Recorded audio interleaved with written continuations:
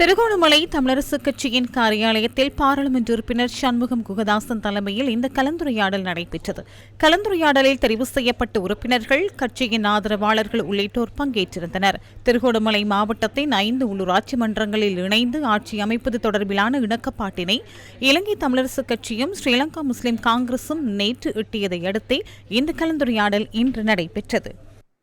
தமிழரசு கட்சி வெற்றி பெற்ற சபைகளிலே தலைவரை தெரிவதற்காக இன்று நாங்கள் ஜனநாயக முறைப்படி திருகோணமலை மாநகர சபையிலே வெற்றி பெற்ற 9 உறுப்பினர்களையும் அழைத்து ஜனநாயக முறைப்படி அதிலே ஒருவரை தலைவராக தெரிவு செய்வதை கேட்டிருந்தோம். திரு கந்தசாமி செல்வராஜா அவர்களை தங்களுடைய குழு தலைவராக தெரிவு செய்திருக்கின்றார்கள். குழு தலைவர் எங்களுடைய கட்சியின் சார்பில் மாநகர சபை முதல்வர் வேட்பாளராக நிறுத்தப்படுவார்.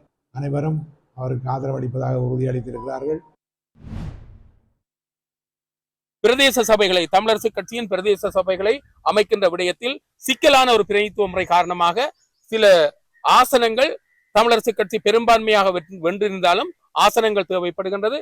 எனவே இந்த இடத்தில் தமிழ் பேசும் கட்சிகள், தமிழ் பேசுகின்ற உறுப்பினர்களை கொண்ட கட்சிகள், தமிழ் தேசிய கட்சிகள் அல்லது சுயேட்சை குழுக்களாக போட்டியிட்டாலும் அவர்கள் இணக்கப்பாட்டுடன் இந்த சபைகளை அமைப்பதற்கு உதவி செய்ய வேண்டும்.